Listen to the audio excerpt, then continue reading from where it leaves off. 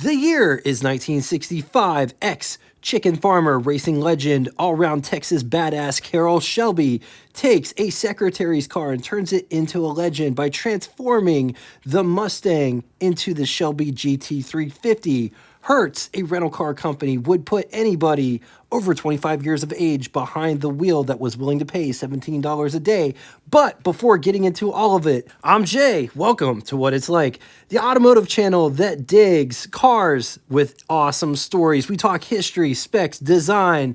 We show these cars like you've never seen them before, and sometimes it's like seeing these cars for the very first time. If that sounds of interest, a channel that you'll totally dig, subscribe and hit the bell icon next to it to never miss a video. Now that it's spring, if you're in the western Pennsylvania, Ohio, panhandle of West Virginia, South Michigan, and you have a car from your personal collection that you would like featured on the channel, drop me a line at what_it's_like at yahoo.com. On April 17th, 1964, Ford would launch the Mustang. And make no mistake, the Mustang project in general was nothing short of a miracle. Going from an idea that Lee Iacocca, who was vice president and general manager of Ford Motor Division, of making a budget car that could be customized with options for the masses, wanted it to be affordable because he knew the baby boomers would need cars to drive, and that would be a huge market to tap into. But Ford wasn't 100% keen on the idea. They were still trying to recover from the Edsel debacle just a few years earlier.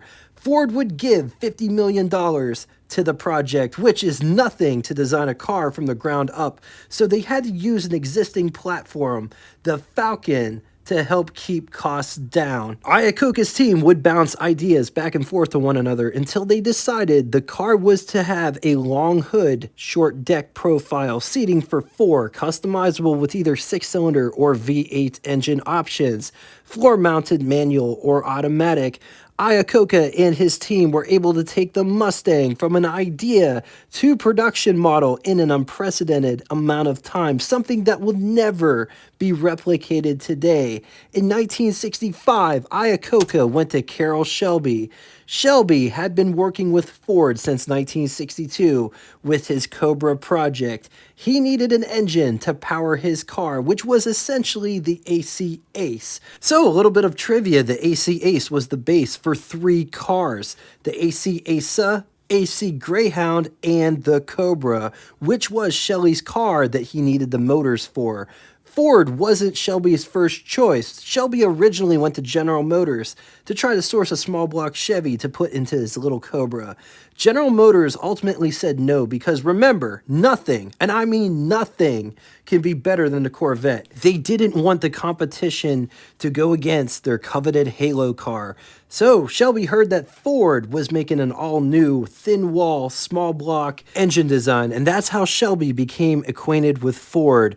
Going back to 1965, Iacocca went to Shelby to make a performance version of the Mustang. Shelby quoted saying, "It looks like a secretary's car," until seeing the newly designed fastback model that would hit the scene in mid-1965. Shelby would make modifications to the Mustang suspension, adding disc brakes in the front, keeping drums in the rear, limited slip differential. Shelby took the Hypo 289 that made 271 horsepower, adding a high-rise intake, larger 750 CFM carburetor. Shelby would also tune the engine to make 306 horsepower. All 1965 Shelby GT350s were white. In 1965, Shelby produced 526 cars. A common misconception is the Le Mans racing stripes. Most of the cars that left the factory left without the stripes, and dealers added them at customer request. Of the 526 cars, 34 of them were GT350Rs, which was the race version to compete in the SCCA, or Sports Car Club of America Pro Racing. In September of 1965, Shelby America pitched the idea to Hertz about a rent-a-racer program. Cars would be painted black with gold stripes. It's important to note that not all cars in this program were black with gold stripes.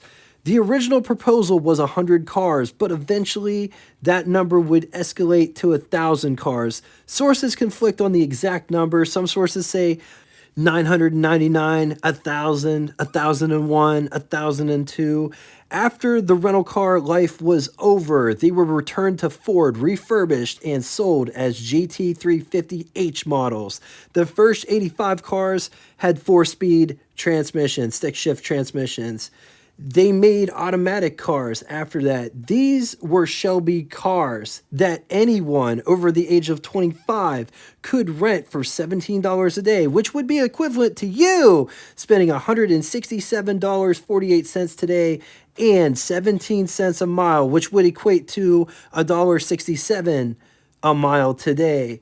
There are countless stories of people renting these cars, pulling the engines out and putting like a lesser 260 or even a 289 back in, returning it to Hertz. If you guys heard any of those stories, put it in the comment section. I'd be interested to read all those stories. The Hertz Rent-A-Racer program was only in 1966. And at select locations across the USA, Hertz did bring back the program in 2006 for the 40th anniversary and again in 2016 for the 50th anniversary. Let's talk specs. 181.6 inches long, 68.2 inches wide, 51.2 inches tall. It rides a wheelbase of 108 inches. It weighs 2,800 pounds. Price. I couldn't find the price for the GT350H, but this is the price for the Shelby. $4,547, which is equivalent to you spending $43,551, which is a lot of money, but it's not the $100,000 they are now, which is incredible how times have changed. Total 1966 Ford production was 2,212,415 units, of which 66 Mustang production was 607,568 units. Shelby GT350 was 2,386, and of that number, GT350H, 1,002 units. Moving on to engine, only one engine on offer for the GT350, 289 cubic inch displacement, overhead valve, V8.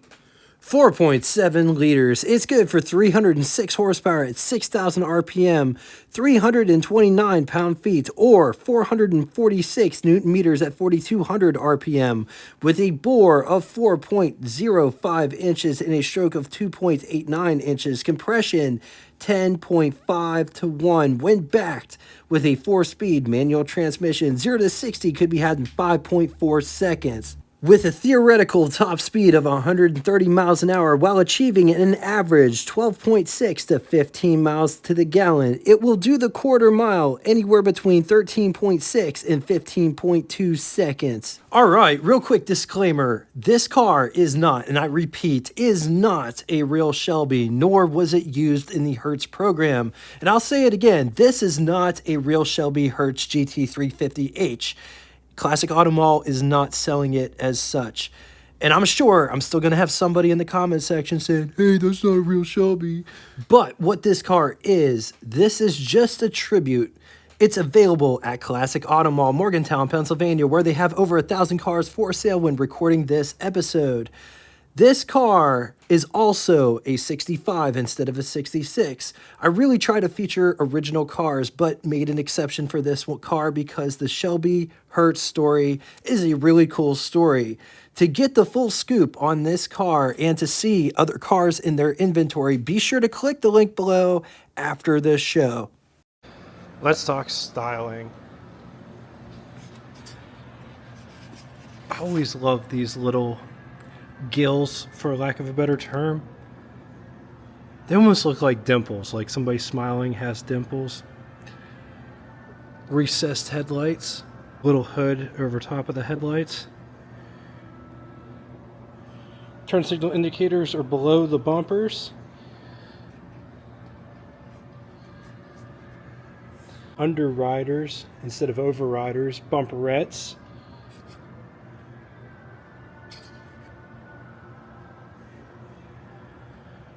Mustang badge there on the driver's side.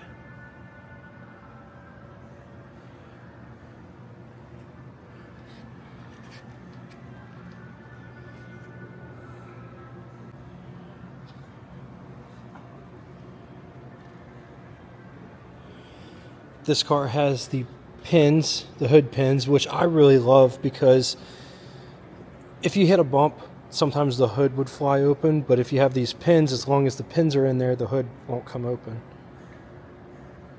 But having owned a Mustang, it's possible to lose these, and when you lose them, you just go to Tractor Supply and get another one. External cowl vent. Windshield wipers go the same way. The windshield is curved.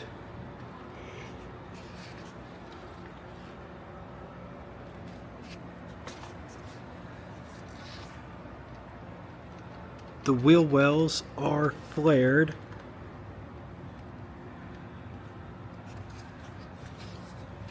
I absolutely love these wheels. This one's riding on radial TAs, which they pretty much have the market, unless there's another company. When I had a Mustang, these were the only set of tires, raised letter tires, that you could get. These ones are 15 inches. GT350H, the H is for Hertz. Renner Racer.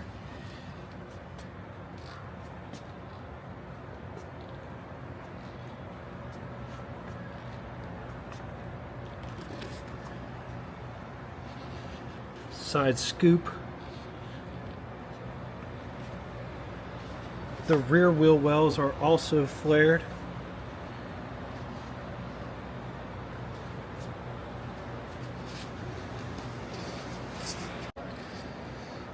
This car does have drip rails. They start right here and run the cabin of the car. These vents are functional. Check out that back glass profile. Also notice it connects into this piece here.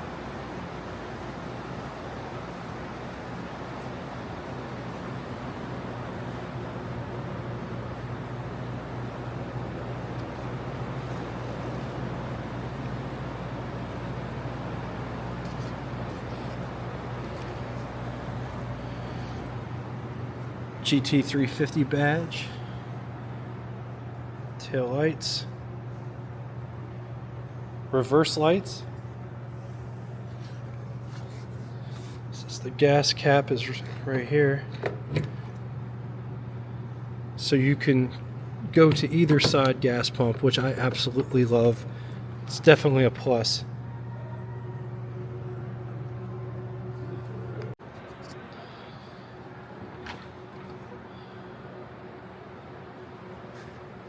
Let's take a look at this door panel. Feels like a vinyl material. Door lock, armrest, as well as door handle to pull the door shut. Door handle to get out. Window crank for the big window. Operates like this. I absolutely love that it's all trimmed, framed out. Gives it a nice quality feel.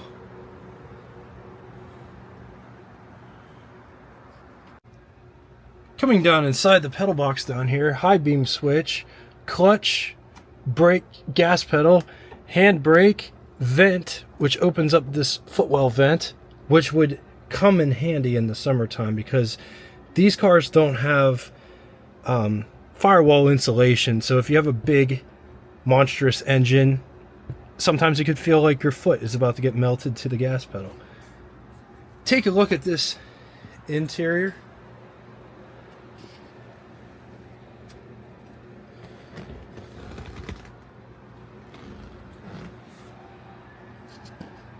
Here is what over the hood looks like. First person over the hood would look like.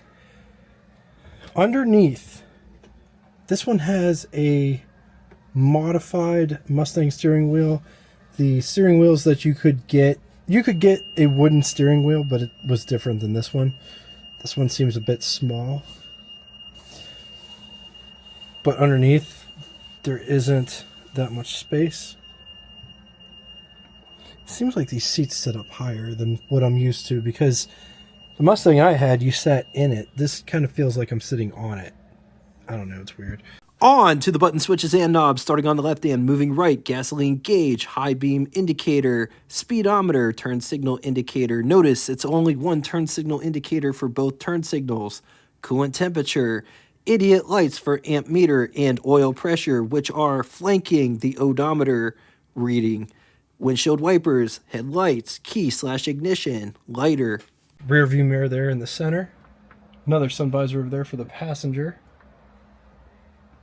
This one, Hertz Shelby signed the glove box. This one also has radio delete. These are your heat controls.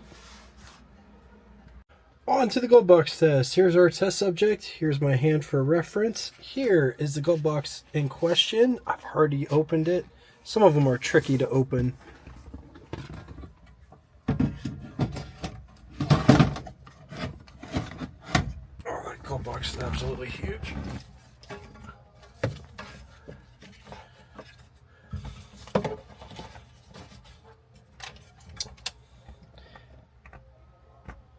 And it shuts. Taking a real quick gander under the hood, Ford's legendary 289 Monte Carlo bar for bracing. Distributor, notice the bar curves in front of the distributor. 12-volt battery.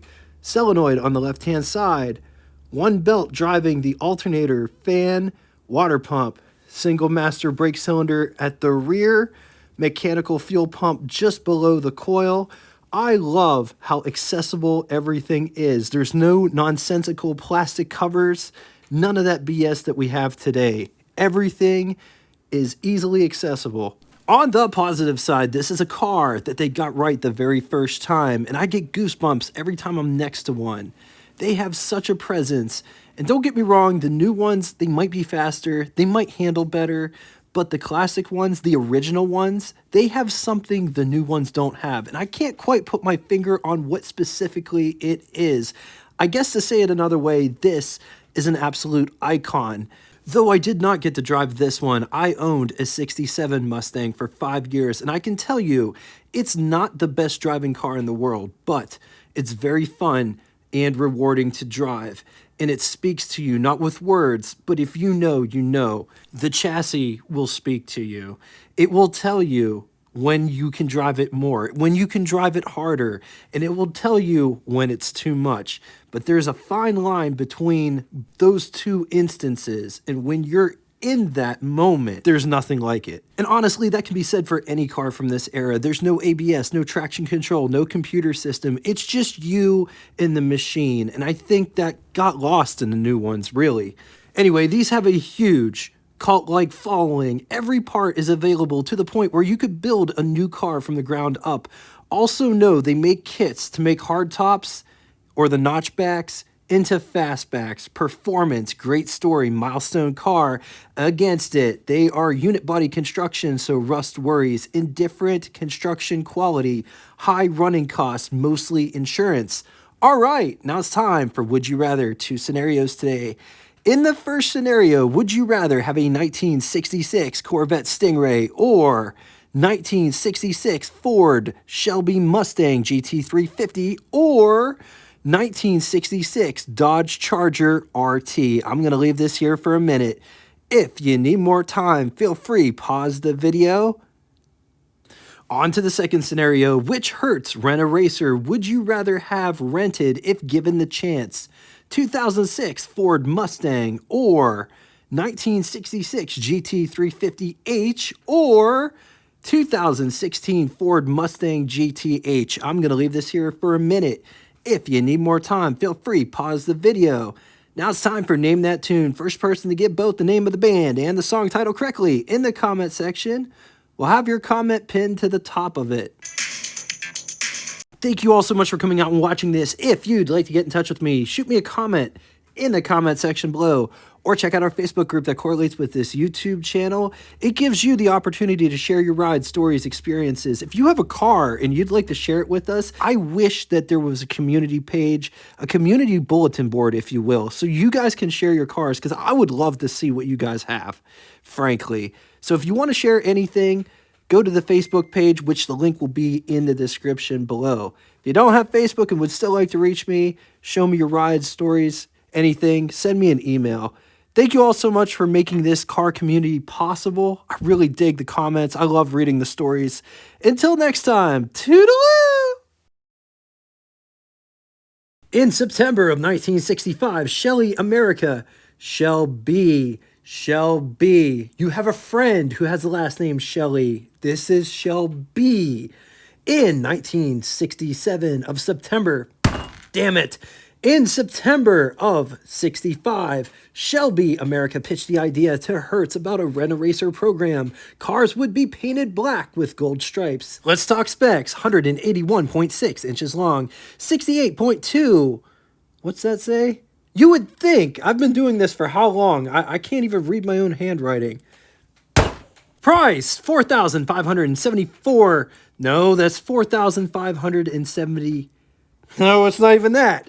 Price, $4,547, which is equivalent to you spending $43,551, which is a ton of money, but it's not nearly, damn it.